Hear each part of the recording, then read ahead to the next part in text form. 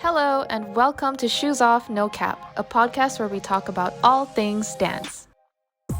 So in the last episode, we had Nickson Lai talking about his experience getting into and working with Just Jerk, one of the most prominent dance crews in South Korea. He also shared tips on what any dance crews can do to rise up. In today's episode, Nickson shares more about the reality of learning dance abroad. Is it expensive? Is it worth it? And is it necessary for us in order for our dance scene in Malaysia to grow? Stay tuned and let's find out. If I didn't know you and John are not related, I would think that you guys are related.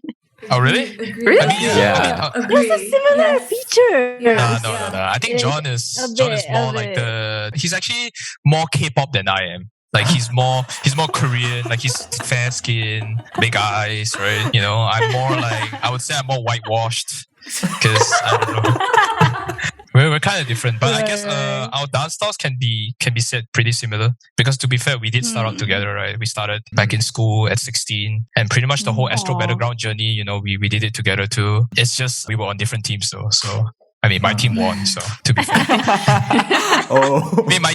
My team was pretty imbalanced. There was like, Biba Lego Set was on my team. I'm pretty close to him as well. Okay. You guys know who Biba Kinobu is? Kinobu, Yeah, Biba Kinobu was also on my team, so like, you got all the top ones. Yeah, let's just say it's pretty imbalanced, but I would say it's very hardworking with them, just saying, you know. I actually think the other crew was better in terms of performance, not gonna lie. We only won because of battle. Like the dance battle. At the end of the whole thing, there was a dance battle. And I'll be honest, let's just say the thing is scripted. It's a TV show. We all know. Even America's Got Talent is scripted. So obviously, no matter how good or bad your performance is, they're going to make it draw so that you will have the dance battle. Because if you think about it, if let's say at that time, John's group, they did better performances than us and they won, let's say, more rounds out of the 7 rounds, say, and we didn't get to the dance battle, it wouldn't be a show, right? Yeah. So obviously it's scripted. Like it's so obvious, like, oh, we won, they won, we won, they won. Oh no, it's a tie. Oh no. Oh no. So dance battle. Yeah. So let's say the dance battle was fair. But at that point you're like, okay, dance battle, Kinobu, Lego, like you know, we all know like what's gonna happen. Yeah. Me and John, we went through that. And even like when I went to Japan for 1 month, went to Korea for 1 month, John was with me because I told John this, like, hey, we want to start this O13 thing. Oh my God, am I getting started again? Okay, here's what happened, okay? When I started O13, right, because I was really fed up with Malaysia's like dance crews, right? Everyone's so not committed. Like everyone's not passionate to improve, right? Everyone's just like, oh, let's just do this show and just earn this money. I'm just like, screw the shows.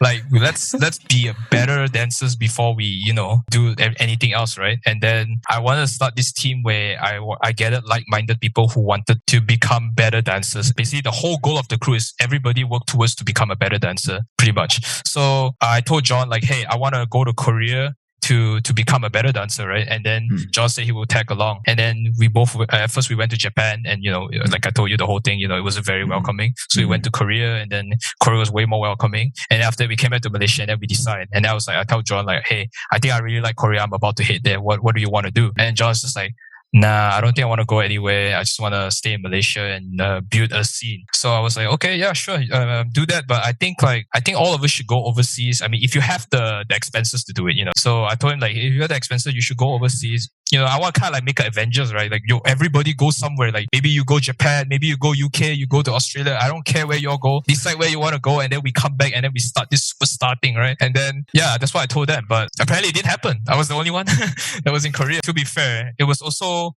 on me because I kind of left the team. I started the thing, and then I got into Gesture, and then, you know, I told them like, hey, this is a really good opportunity for me, right? I said like, you know I started this whole O13 project thing, but you know, I told them like, I need to leave for a bit. You know, you guys can keep going what you do, and I'm gonna get what I can, you know, from Gesture and then come back and then, you know, do it with the crew, right? Yeah, but I told them like the promise is everyone needs to do the same. You can't just expect me to be the only one doing that and then everyone else is chill in Malaysia. That's not how it works, right? So over the years while I was performing with Gesture, obviously I keep track of what O13 is doing, and honestly, I'm just, yeah, it's all right. But you've been keeping track?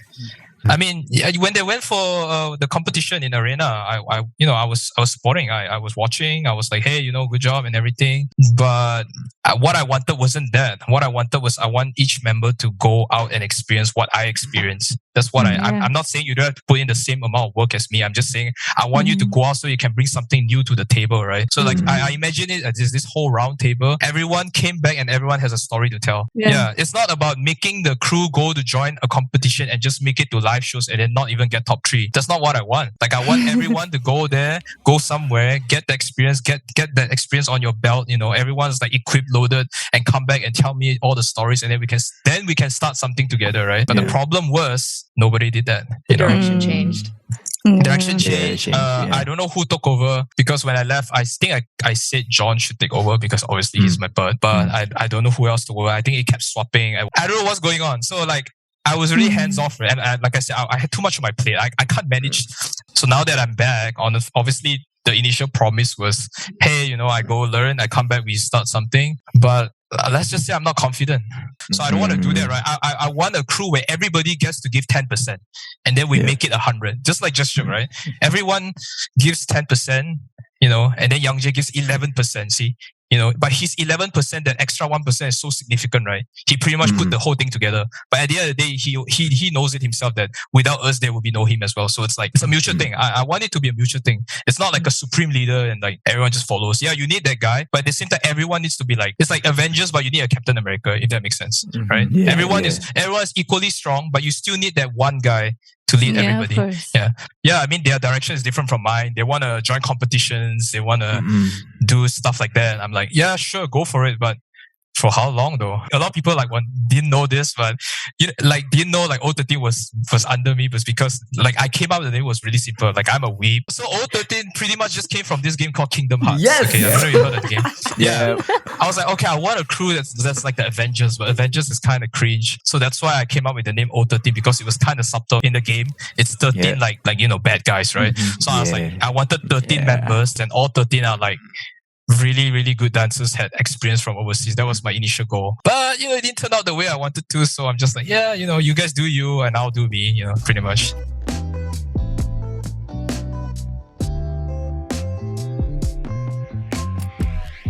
Comfort zone is like a thing. There's this dancer in my crew. He's a really close friend of mine. He has the ability or the expense to go overseas to become a better person or a better dancer, but he didn't want to do it because of comfort zone. He's so used to it. Like, I get it, because when I first go to Korea, it was so uncomfortable. I'm just like, I can't speak Korean. Even if I want to ask for food, I'm like, chogiyo, I'm like so nervous. Like, I get it, right? But if you ask me to change, it's like, it's so hard. It's the mindset of the people, right? Now we're going into like super deep, like economics and everything. That's why the gap between the rich and poor gets further and further, because in Malaysia, what I noticed, if you work hard just a little bit, you make it off better than a lot of people. Whereas in Korea, right, or Singapore, the gap isn't as big because it's very competitive. Everybody is working hard. Everybody. Like even when I was dancing in Korea, right, if I rest for one day, I would panic. I'll be like, oh my God, this guy from this class is going to overtake me. I'm so scared, right? But that's how competitive it is. But there's also there's also cons for that kind of culture, right? You feel like you cannot breathe. That's why the suicide rates in Korea is pretty high. Yeah, and I mean, have you heard some idols, because people judge you a lot in Korea. It's because they have such high standards, right? So people judge you. Even for me, when I first joined Gesture and I did my first performance with Gesture, introducing the new members, I got shit talked on. Everyone shit talked me. Every Korean, like the video is still there. It's in Korean. That's why many people didn't see it. 300k views. A lot of people watched it. Top comment literally is shit talking me. Why did they add a foreigner? And why is a Korean crew adding a foreigner? He's spoiling the dance. He's ruining the crew. Stuff like that. Because when I said like, hey, is our video uploaded? My members were like, don't watch it. They said, don't look at the comments. I was just like, why? They're like, no, don't do it. And then I did it. I was like, ask Korean, and I searched it and I looked at it. I was just like, trust me, I was so hurt when I saw that. I was just like, fuck, like, it sucks, right? Because here you are working your ass off and people are like, you're facing adversity, right? For me, I swallowed the pill and instead of like, just like work harder, right? I just like, all right, I'll prove myself. And that's what I did, I just work hard. And eventually people started accepting me, I guess. Yeah, yeah, it took me a while. So yeah, I went off a tangent. What was the question again? I went off changing the mindset of people. Yeah, right. Changing the mindset of people. Okay, this is rough. It also could be because of the industry. Because let's be honest, like the entertainment industry in Malaysia is really small. Like even like all the biggest artists, like I can't think of anyone, but to name off the bat, let's see Yuna. Even she's in the States, and even somebody like Name Wee is in a.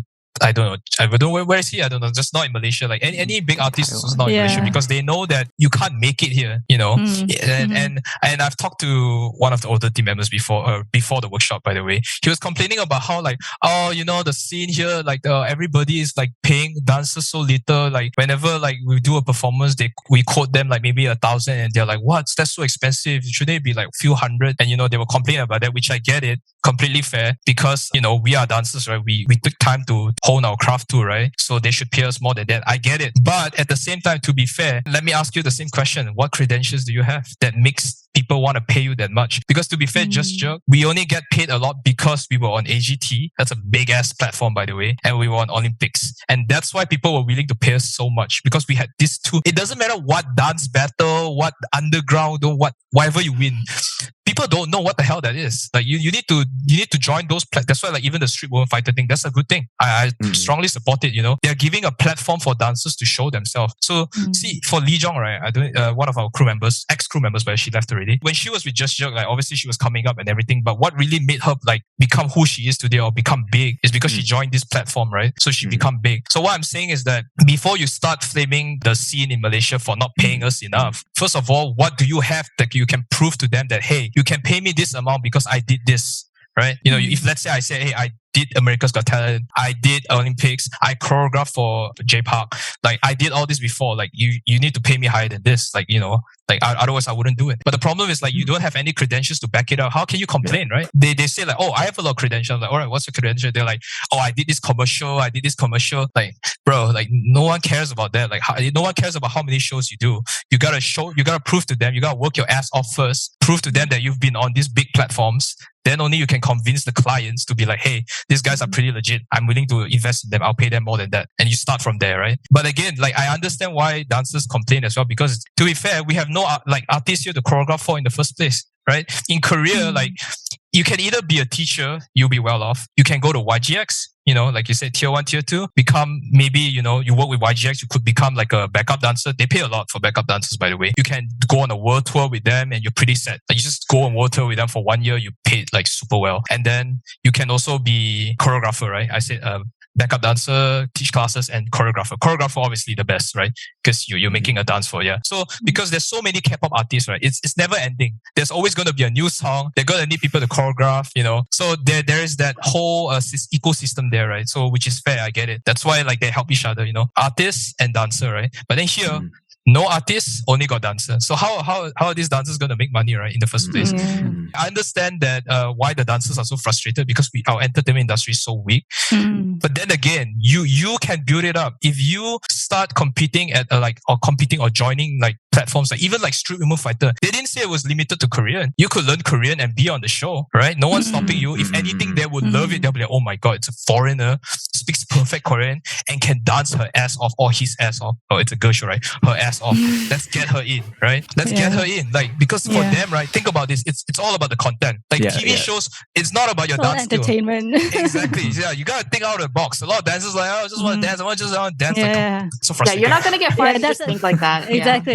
That's exactly.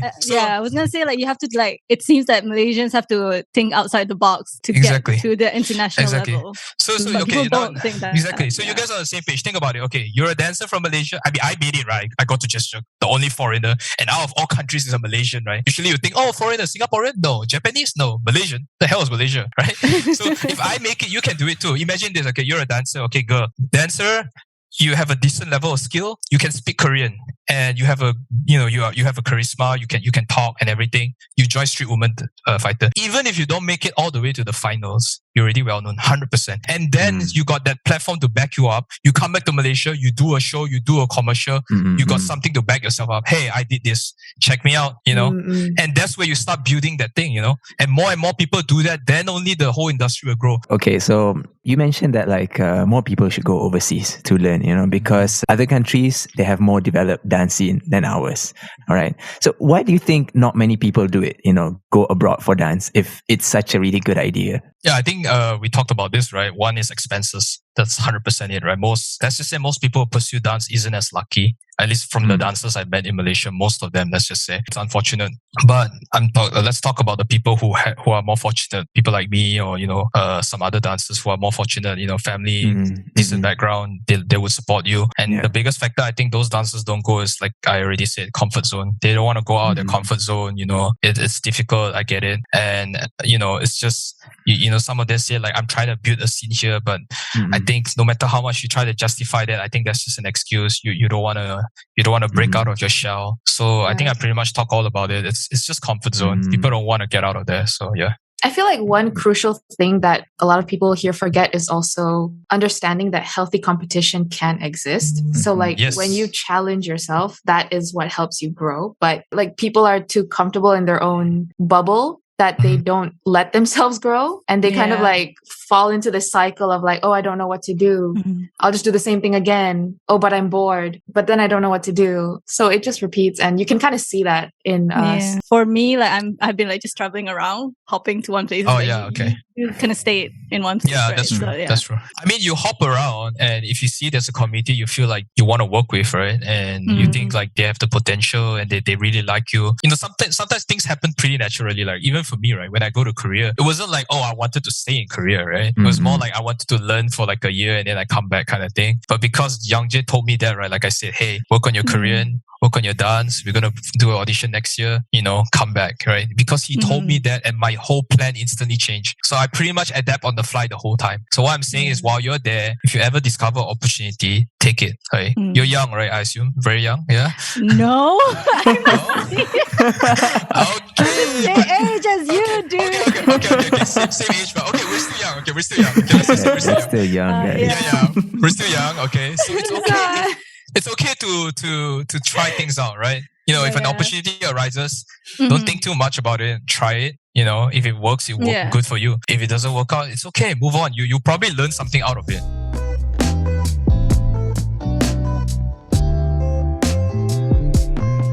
When I was teaching in Korea, right? I mean, heart disease is one thing, but I was like so burnt out. Like I think I talked about this in the workshop. I was so burnt out. Like every week I had to teach a new piece, and eventually it felt like a chore more than a passion. It's like every week I have to come up with a new dance and come up with a new dance. It's like eventually just like sometimes I just like, I just want to put the step in just to like get over it, right? It wasn't because like I enjoyed the dance step or anything. So like at that time, because like Korea and Japan being very high dance level, at the time every choreography I choreographed was how to make it as hard as possible.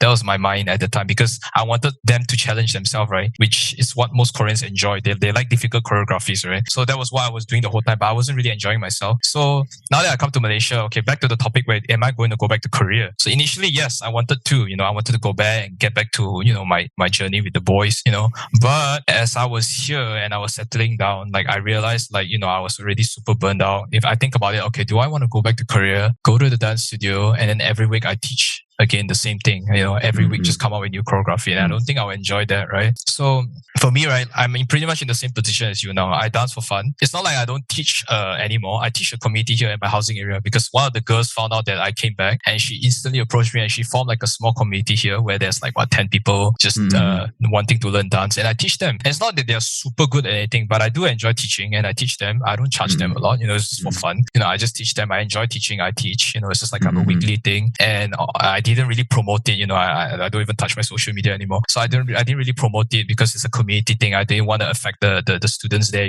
So I didn't really say much. And even like whenever I dance every day, I'll be honest. I work out, right? So my best warm up is I dance. So I'll just turn on the music and I'll start dancing. And after I dance for like 30 minutes, I'll be like, all right, I'm warmed up, and then I start working out. So I still dance every day. It's just I don't post it on social media. So people think like, Nickson probably quit dancing. I just don't post it. Like sometimes John will come over and I'll be like, hey, you want to do a collab just for fun, and then we do it, and we never teach. Mhm. See? We just do it for fun. Yeah. I mean, I'm totally enjoying myself. I'm not taking dance as a burden anymore. It's not like I have to dance to earn money. You know, I have my own day job. You know, it's paying me enough for me to do what I want. So I just dance whenever I want. I just teach whenever I want. And then if I feel like doing creative thinking, when I want to make my own choreography, I do that as well. You know, I do that with John. You know, we plan to shoot a video, stuff like that, just for fun. Everything just for fun. It's not like we're doing it to promote or we're doing it for a workshop. You know, like the recent workshop thing too. Like honestly, like Shaun approached me. She was like, "Hey, I heard your band." I'm like, "Yeah." And then she was just like, "You want to do a workshop together?" I'm just like, "Sure." And then we just did it. You know, it was just for fun. You know, I told her like, you know, it's gonna be good for you. It's gonna be good for me too. I'm not saying it's totally all for her. You know, it's good for me too because I heard she went to UK. Right? I was like, oh, this is a good opportunity for me too. I get to experience like someone who has a different, like learn from overseas and then come back and we can kind of like,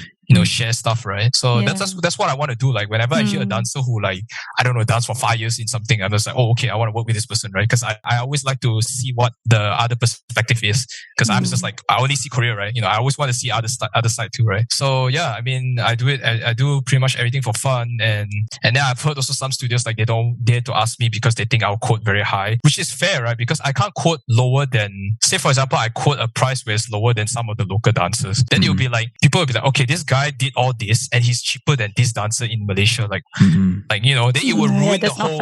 Yeah, exactly. So I always, I try to quote high, but not like, you know, absolutely high. You know, it's pretty fair, I guess. Yeah. So, you know, if studios approach me, you know, if they sit down and talk to me, I'll usually be down to like teach a workshop or anything because that's not every week thing, right? So like workshop for me is like totally fine. I enjoy it. You know, I still love making dance. I still love creating. Yeah, it's just more of a, like you said, for fun, you know. So because we were on the topic about teaching, you know, you said that you really still enjoy teaching, you know. You know Spider-Man, right? With great power comes great responsibility. So all that like amazing knowledge inside your brain that other people would not have over here. Right. So is it the responsibility, in your point of view, of these people who manage to get better dance education to come back and teach here? Oh, okay. I think responsibility is a very heavy word here. So if you say responsibility, I think this might be controversial, but I would say no. I think I think it's never their responsibility, and I think it's completely up to them. Because like if you think about it, like what did those people owe to the people here, right? I mean that they are like responsible for teaching or sharing, you know.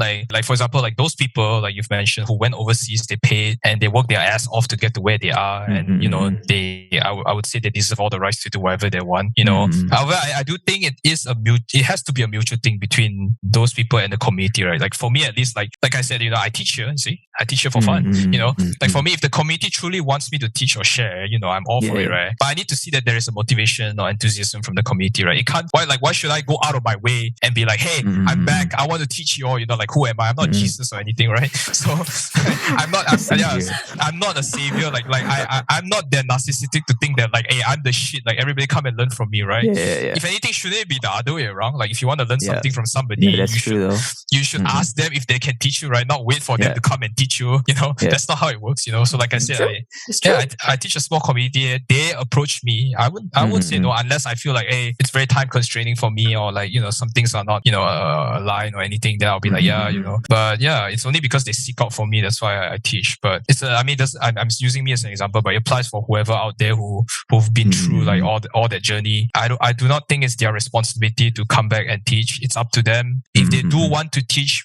because they feel like there's something to share, power to them. But if they really don't want to, it's fine as well. You know, it has to be a mutual thing. Both sides need to be like, they want to learn and this person wants to teach, then yeah.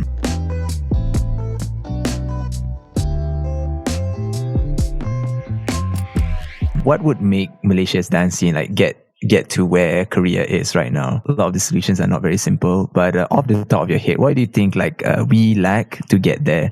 I think it boils down to the three things I've mentioned again. Work hard, you know, putting your egos down, and I mean, synchronization, there's nothing to do with that. But, you know, basically it boils down to these two, right? Work hard is such a general, broad thing, but it's like the same thing as like, hey, you want to be healthy, eat healthy, but people still eat McDonald's and drink soda and shit, you know? It's so simple, but people can't do it, right? It's the same thing, right? You got to work hard, but people don't work hard, you know what I mean? And get out of your comfort zone, you know? Like, if you have the opportunity to get out of your comfort zone, you should always do it. But people generally kind of shy away from it, which is completely fair, I guess. It's up to them. But but as a community, you can start off by doing yearly local competitions, but on a larger scale, I'd say, because in Korea, right, we have this competition called Feedback. It's very big. It's so big that it's kind of like even people from other countries will come and compete kind of thing. I think what we can do is we can start from there, I would say. And it's kind of like a community effort where everyone needs to help out, as in everybody needs to participate as well. It's not just about organizing. Everyone needs to participate. And how you make this platform bigger is everyone who participates needs to put in a certain level of skill for the performances. So then when other people watch this, they're like, hey, this looks freaking high level. Everyone there is so good. I want to compete there as well. And that's how you start growing your platform, right? Like people are like, oh, this competition is the real deal, There are really good dancers over there. And if you do that, more and more people will come here. Then you can share with those people. Those people can share with you. And it's it's a mutual thing, right? So when you do that as well, like what she said, Ellie, right? She said that you can build healthy competition. You can make this competition every year just to have a healthy competition between each teams, right? I feel like nowadays most of the competition is getting sponsors, earning money, right? So what I'm saying is you can, make a community, make this competition. Everybody joins, needs to put in the effort to make good performances. That's the goal. Anything else, I can't really think on the fly. But I think that's a good idea as well, because like in Korea, right, whenever feedback happens, right, it wasn't more like, okay, the price only got huge after it got big, right? But before that, when feedback first started, from what I've heard at least, price was really small. But yet every team that came to participate in it brought like one of their best performances, let's just say. So everyone was there to compete healthily, you know what I mean? It's like we're trying to show each other who is better. Not because but of also the price. support each other. Yeah, of course, support each other. If there wasn't any bad blood, like they were all friends. Yeah. Everyone was friends, Even us, right? Like we participated. I think 2019 we got second place. We weren't salty about it. If anything, we were happy. We were like, holy shit! Like, how did we win like second place? We were like super surprised. Like, it wasn't like, oh, we're just sure with the shit, yo. Like it wasn't about that. Like so we joined. We got second. We were happy. Everyone who got top 3 was happy. Everyone who didn't get top 3 was also happy. So.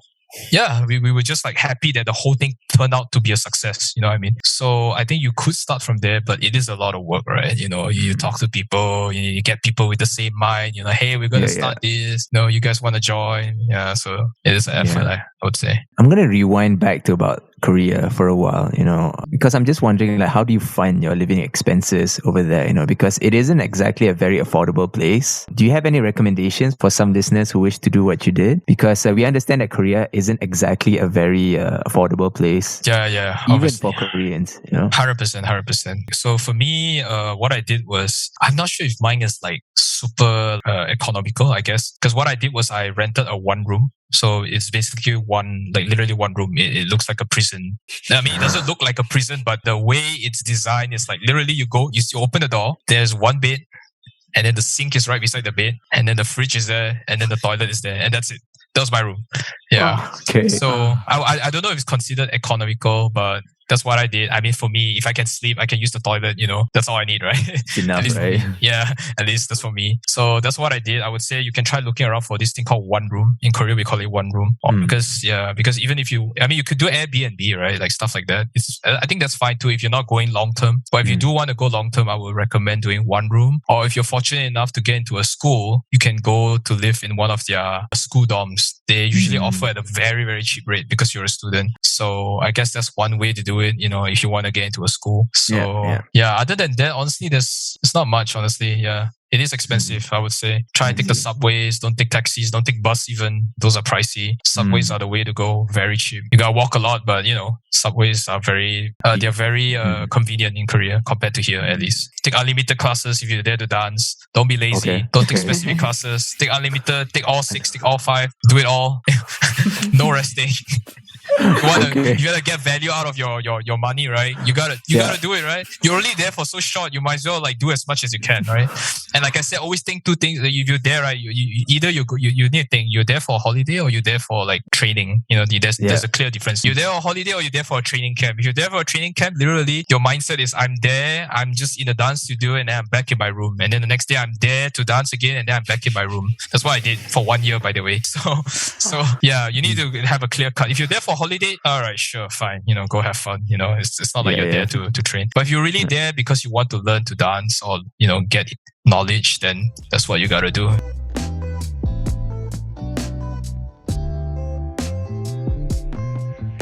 I want to address the elephant in the room for a while. I don't think it's possible to talk about the Korean dancing without discussing K-pop for a while. Oh, yeah, of course, yeah. We've seen many attempts by local artists here to emulate the look and the feel and the choreo of some K-pop group. I'm not so sure if you know Dollar over here.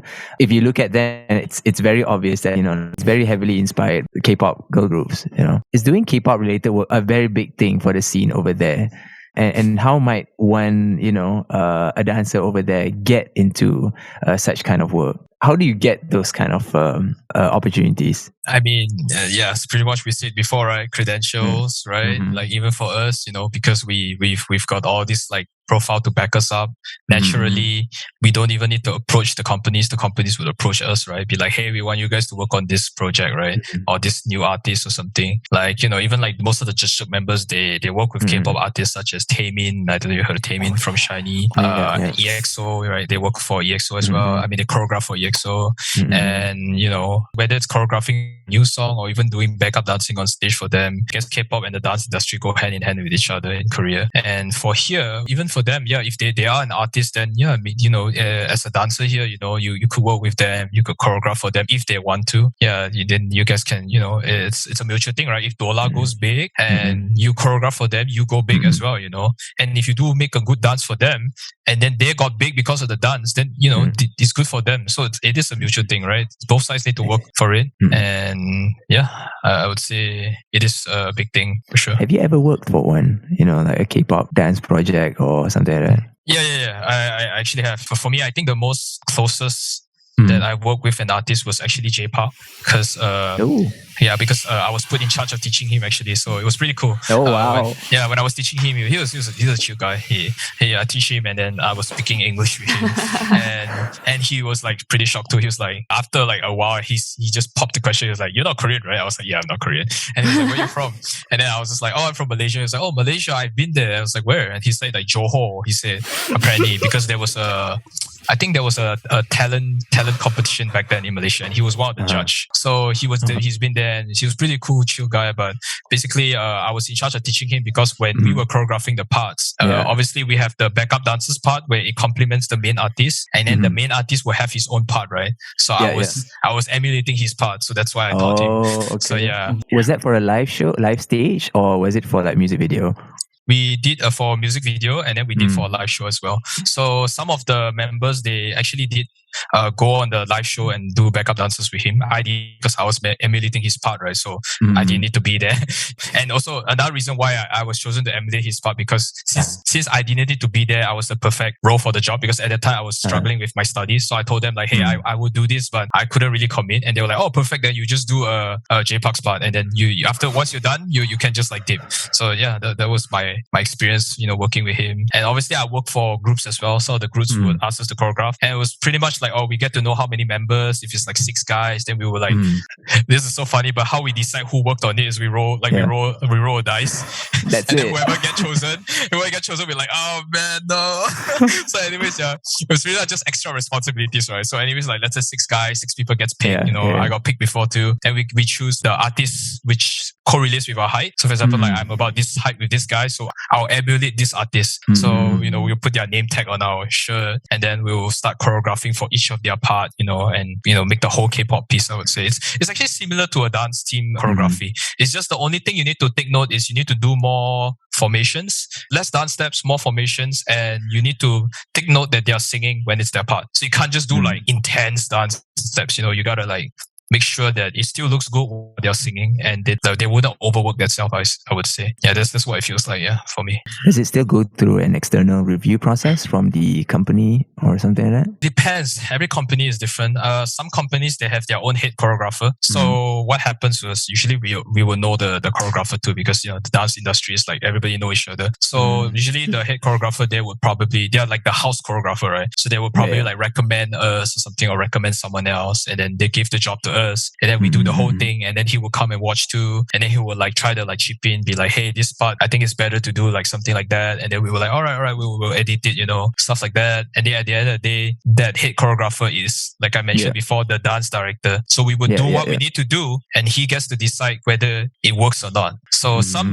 companies do have their own house choreographer, and we would just just listen to him because he is their house choreographer, right? So we cannot like be like, hey, this is we want to do what we want. No, that's not how it works, right? So he's the dance director. We follow what he wants, but we still do what we can do. And then those companies that doesn't have a house director and give complete reins to us, we have cases like that too. So we just A to Z, everything we do, we show it to them. If they are happy with it, good. We teach the choreography. Then they just move on. They start shooting their music video. Sometimes they were one of the members to be there to direct the whole music video for the dance part. Sometimes that happens too. So it's pretty here and there for each work, I guess. So recently we've seen huge success of dancers in mainstream Korean media, from the likes of shows like Street Woman Fighter, even in recent music releases as well. They wouldn't say that it's like, backup dancers by something. They always say like it's collaboration with so on and so on, Dancers have always been around for a long time. So why do you think only now we're seeing crazy amounts of recognition for dancers in media? Like, I'll be honest, I never watched it, but I heard its success due to my Tongsing. Tongsing means like little brosis, and I think she's the one that got really popular in Street Woman Fighter. Her name is Lee Jong. In my opinion, I think the biggest reason why the show got popular is because most of the members in the show, if you notice, dance aside, if you notice, they had a very unique personality, right? And they have like a talent for variety shows. They have the charisma, So, I can't say for the other members because I've never watched it. But, since I know Lee Jong's personality, she has a very outspoken personality. And I knew she would do well in reality shows, right? So I think it depends on what media you're consuming as well. For example, like shows that are mainly targeted for the general audience. That's why like even like something like, back then when we used to have Astro Battleground, I know a lot of people shit on it, but then honestly, that was a good platform for dancers, I would say, because it was a platform for people to get to know dancers on a personal level, if that makes sense, right? Yeah. Even if you join the most prestigious dance competition, the general public wouldn't watch it because they don't care, right? Only dancers would care about that. So I was always think like, you say like now that it's being, now only they get crazy amounts of recognition. If you're talking about just Korean media, it's because they finally have a show where they have a bunch of members that had good personality. They used to have shows like that too back in Korea. It didn't work out because the dancers there they didn't have a very unique personality. It's not like their dance was bad or anything. It was just people really couldn't connect with them on the personal level, right? So I guess for that show, at least since I know Lee Jong personally, I knew she would do well. Like if she wanted to be an actress, she could too, I'll be honest. Like she was more than a dancer, let's just say. She had the charisma to like, talk, and just even when the camera was watching her, she wouldn't shy away from it, stuff like that, right? So I think this show, what happened was generally the members that are in there, everyone had a personality and they could create content out of it. And that's why many people watch it. And that's why now they are well known. It's not because like, it's a dance show, right? It wasn't because of that. Yeah. It's just the personality of the dancer. So like even for Malaysia, right? If Malaysia ever starts like a platform like that, I would say when you choose your dancers and it's not just because of the dance, I would say you got to look for people who really have a unique personality and that person can create content out of it, right? I know most dancers will get really salty about it. They'll be like, hey, I dance better than this person. Like, it is a TV show, right? Let's be honest. If you really want to talk about dance skill, join a Dance Battle Underground. That's probably for you. But TV show is gonna be a TV show, and then people who lose it, they will always like talk shit behind. They're like, oh, who's the winner? Do you think that person's better than me? People will always do that, right? So they need to understand it's a totally different platform or media, I would say. So medias that are targeted to general audience, I think it's always good, I would say, for dancers overall. Yeah, it's always good. I'm all for it. Yeah, even if it's scripted, even if it's biased, it's totally up to the producer. If either you lose or win, it's always a plus for the dancers in general, I would say. So yeah.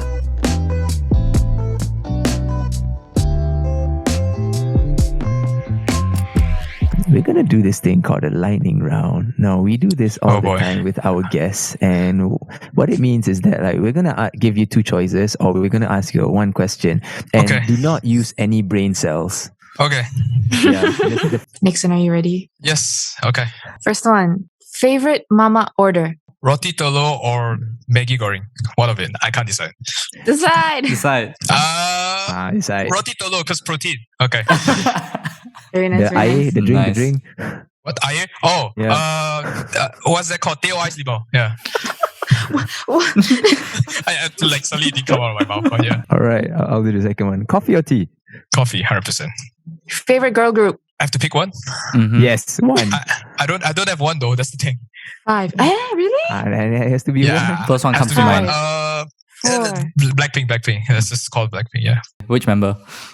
Yeah, Oh my god. 1. 4. 3. 2. Jenny, I guess she's hot. She's hot. Yeah, Jenny. Fair. Yeah. We'll take that. Okay. Local dancer you want to collab with? I'll just say John. But you've already collaborated with Yeah, him. collab with John. Somebody you haven't collabed with. I mean, I can't say Shaun as well, right? Because I already No. did it with her. Yeah, you just did it. Oh my god, nothing come in my mind. Okay, anyone sitting in this podcast right now? Oh, Let's That's the way. Uh-huh. Know any good jokes? I have no good jokes. Yeah, I can't think of. I mean, I'll usually go with the flow, but right now I can't think of any on the fly. It's too much Okay, stress. Too much. instead of jokes, like, what's your best pickup line? Oh boy. Okay, this is what I do. Okay, it's I think it's cringe, but somehow it works. You know. We'll be the I'll- judge of that. All right. So basically, let's say I'm in a cafe, I'm with my friend, okay, and then there's this really cute girl sitting beside me, and then I would just tell the girl like, "Excuse me," I'll be like, "My friend here thinks you're really cute," you know. I would say like, "But I think you're cute too. Can I have your number?" That's what I do. It's cringe, but it worked. I'll be honest, it worked before. When was the last time you did this? It was in Korea. Okay. It's been a while then. Okay. Yeah, it's been a while. Yeah, not in Malaysia. I think I'll probably get they will call the police, and I'll probably have to go see the back of the car. But yeah, not here. Shaun, you want to do one of your famous ones? Oh, I think I need to delete Google. Because when I found you, the search was over.